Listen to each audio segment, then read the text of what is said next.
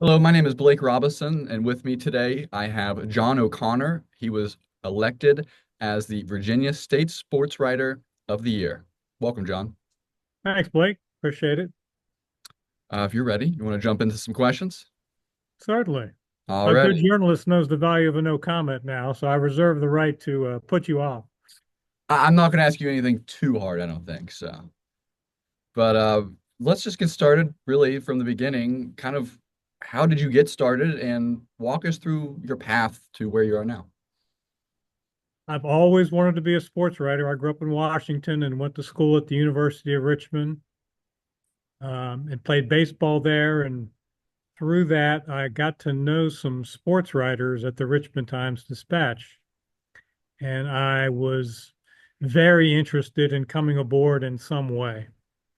This was back in the late 70s, and I came to the Richmond Times-Dispatch originally as a part-timer who came in from, 6 or 7 at night until midnight, taking high school scores, taking ladies' day results, doing things like that, answering the phone when people called for scores on the West Coast. And I really liked it. And I continued to work part-time at the Richmond Times-Dispatch till I graduated in 1980. Went to went to work full-time at the Petersburg Progress Index for about 6 months, and then the Times-Dispatch had a full-time opening that I filled. And I've been here ever since, and I've loved it. Awesome. Yeah, through the people I've talked to and met over the last year, a lot of them said their first job was doing literally whatever they could. Some people said they went and got coffees, they ran copies, they swept the floor, they did whatever they could. And that kind of a little similar with you. You kind of just did some of the, I don't know, behind the scenes work. It's that, you know, uh, but to the people I've talked to, that's the most rewarding stuff sometimes. Absolutely the grunt work, and it makes you appreciate the easier stuff because that's hard. Covering high schools is hard. Talking to people at midnight is hard. All that's hard. And so things get a little easier if you can get that foundation out of the way. And it's probably the same in many businesses. Absolutely. So you talked about you really liked the gig you had. Was there a moment, like a defining moment that you can even remember where you're like, this is what I want to do, or I've got this, or a moment like that that really sticks out to you? Yes. I can't remember the exact year, but it was when Patrick Ewing and Ralph Sampson met at the Capitol Center when Virginia and Georgetown played. And I was up there sort of as a hanger on. Maybe one of my bosses needed some help running down quotes or something after the game, and I volunteered because that was such a heavyweight battle in college basketball at that time. I believe it was number one and two.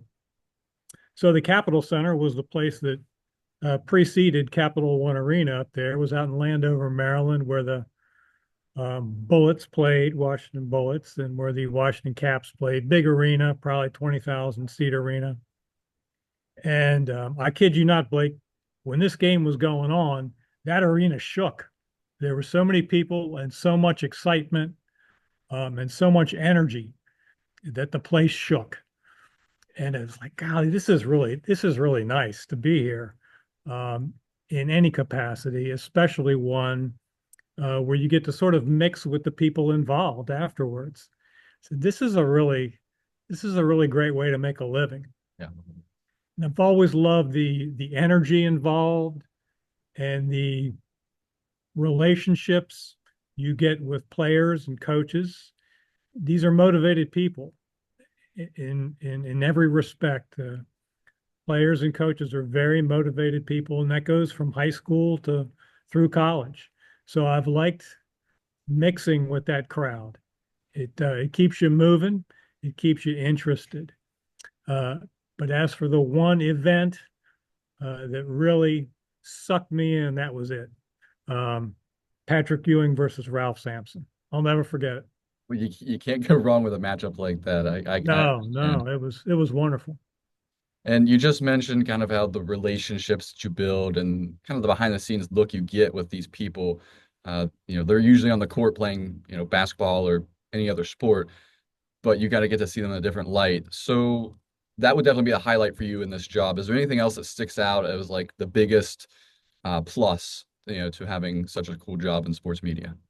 I have six children, and before all of them came along, there was a lot of travel involved, and I really liked that. I didn't like it so much when I started having kids because it pulled you away from a lot of other stuff. But the travel was fun. Um, Went all over the country. I've been to almost every state covering things and been to Final Fours and stuff like that. And that's been great to see other parts of the country and meet other folks who do what we do and get an idea how they go about their business. So that was always a fun part of it.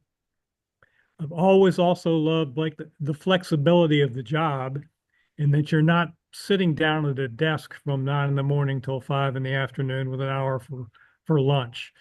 A lot of night work, it's a lot of uh, late night work, and there's a lot of weekend work. And if you're not willing to deal with that, this is the wrong business because there is a lot of that. But I kind of liked it, that you could wake up in the morning and not necessarily have to rush to work, and you could do sort of things at your own pace and get ahead at your own pace. And I really like that part of it too, is not being tied down to an office seat. Absolutely. So the pros of that, the flexible schedule, and you also mentioned the traveling kind of was slowed down when you had the kids. Have you noticed any issues or ways you've had to adapt and change, especially, with traveling or stuff like that, that you kind of had to change because kids, you want to spend time with them? Anything like that? Uh, I usually kept to my business for the most part when they were young, although the flexibility that I spoke about did allow me to get to a lot of their events. Whereas maybe other folks couldn't get to a 4 o'clock wrestling match Yep. in middle school. I was there and I could do all those things. I just missed a lot of weekend stuff. So I don't look back on that as in any regrets. I think I went to just as many things as other parents do. They were just at different times. Uh, so yeah, it all worked out. Absolutely. That's one of the biggest things I always like to ask people about is like, how do you balance it? Because it can be pretty overwhelming at times. Yeah, you know Um, what you do? You know what the most important thing is? You marry somebody great. And I was lucky in that area too. I have six sons, and so my wife was very, very, very nice about dealing with a lot of the stuff that my kids had to go through when they were younger because I was away. Awesome. Yeah, that's the ticket. I'm Yeah, not there yet, of course, but yeah, well, I'll that remember is the that. key. That is the number one key. Awesome. So again, throughout your career, talk about, some of your best moments and stuff, but is there something that was just surprising or unexpected? I mean, I guess this could be good or bad. Just something that you're like, whoa, did not expect that to happen. The one development that always has bugged me, I would say probably, and this is Title IX related, and I don't mean it in a bad way, but locker rooms started getting closed, Yeah. you know. And before, when you went in locker rooms, you could really get to know people and talk to them one on one. And, as you know now, pretty much post game is sort of sitting up at a desk and three or four or five or 10 reporters asking questions to the players, men or women. Yeah. So I do miss that part of it. It seemed like when Title IX became prevalent and important, uh, the access to individuals was limited, and that was disheartening from a readership standpoint. I think they probably don't get as deep stories as they used to because you don't have the relationships you used to. You deal with coaches who are sitting up in front of 10 or 12 reporters and answering questions, and it's just not quite the same. Yeah. So I don't like that part of it, but you deal with it, you move, you adjust. Absolutely.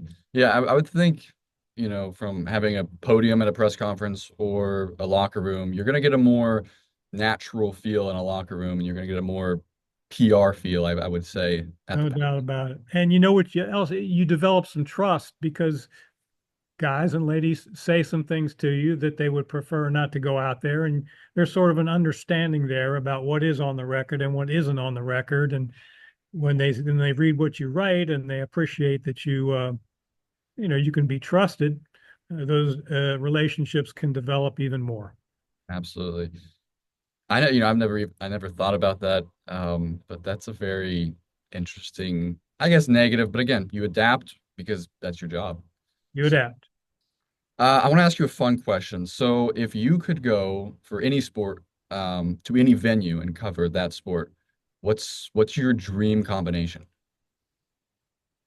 This is going to sound stupid probably, but because of the access, because of the relationships, I really enjoyed doing what I'm doing, which is the University of Richmond, Okay. small, relatively small private school like your school, and you get to know people, administrators, coaches, players, former players, um, boosters, and it's a comfortable environment for me and one that I really like. I would much prefer to go to a Spiders Davidson game than the seventh game of the World Series. And if you've ever covered both, you can appreciate what I'm saying is that you're going to get in the media scrum when you get into these big events, whether it's Virginia Tech football, or any sort of NFL situation or NBA situation. The level at which I work typically is me and maybe a TV guy or lady. So you get to know people and you're comfortable and you get access and they're kind of happy to see you.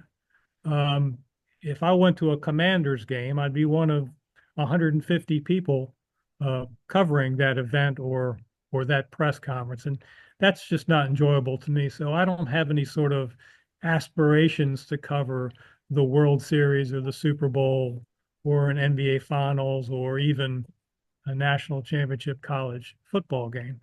I like doing smaller stuff. I also deal with Virginia Union and Virginia State, Randolph-Macon, um, and those kind of atmospheres. I appreciate. I like dealing with those folks far more than uh, major college athletes or professionals. Yeah, I could speak to that. Last night, I was helping to cover the Wake Forest versus Stanford men's basketball game, and in the media room, there's probably about a half dozen of us. And if you walk in, everybody's chatting. I think they were talking about the Virginia Tech NC State basketball game last night. Yep. That was the conversation. Everybody was kind of bouncing off of each other, and you're not going to get that type of camaraderie at, like you said, a Commanders game or even a Charlotte Hornets game for locally here in North Carolina.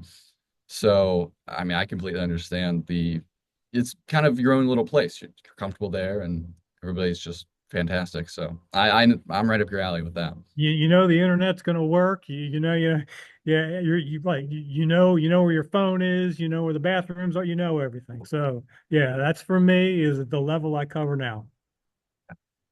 Um, so we talked about okay.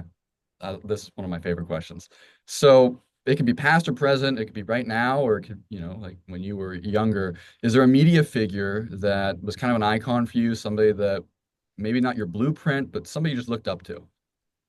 Bill Millsaps, this fella wrote here and was the sports editor who hired me here at the Richmond Times-Dispatch and became the managing editor at the Richmond Times-Dispatch, the executive editor eventually.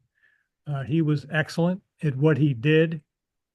Um, the one thing that I did learn from him more than anything is that relationships are far more important than your ability to write.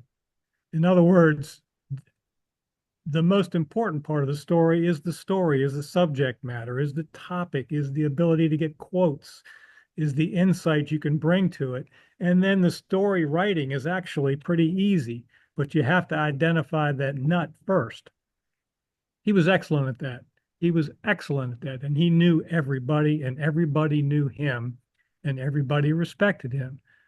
Didn't mean he wasn't critical at times because he was, but everybody had so much respect for him that he never had any dealings with somebody that were unpleasant. And he dealt with basketball officials, and he'd have them over to his house when they came to town. And he just knew every coach and every player everywhere. And his relationships and the trust he built with those people allowed him to do an excellent job. He's the guy I'd like to be like. He was wonderful. And I was happy and proud to have him as a boss there for many years. That's awesome. I think it's truly important to kind of have a blueprint or somebody that you're never gonna beat them, but to just, keep you in check, help mold yourself and check where you are as a person and as a professional. Absolutely. Um, so we talked about when you discovered your desire for the field. We talked about, unexpected occurrences and your favorite things about the job. Is there anything like advice that you would give to somebody like me who's a young professional, potentially aspiring to go into the field of sports media? Work. How's that? Because I don't think, I mean, like I said, I have a lot of kids, and I don't think they work as, and that generation, your generation, appreciates the value of showing up, doing all the stuff, maybe that's not so much fun. Get in there and work. And even if it involves no payment to start with, work. Get your foot in the door, get to know people, write, write a lot of stuff, and get it out there and make sure people see it.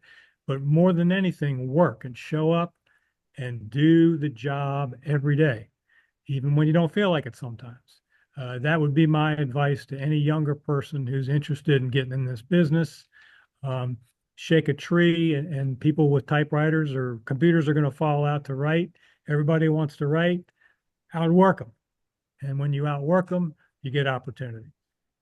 I was told something similar. It's basically always say yes. It's like, well, hey, we need somebody Saturday. Oh, I'll be there. It's one of those things. You either do it, or if you don't, well, you can probably say goodbye to the hope. Um, It says a lot. It says a lot when you volunteer to do stuff.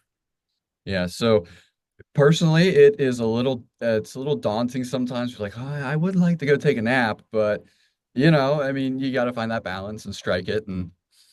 Um, but yeah, um, you have any words of wisdom other than that? Any story or anything? Because I mean, Um, you knocked it out of the park here. So I would say that,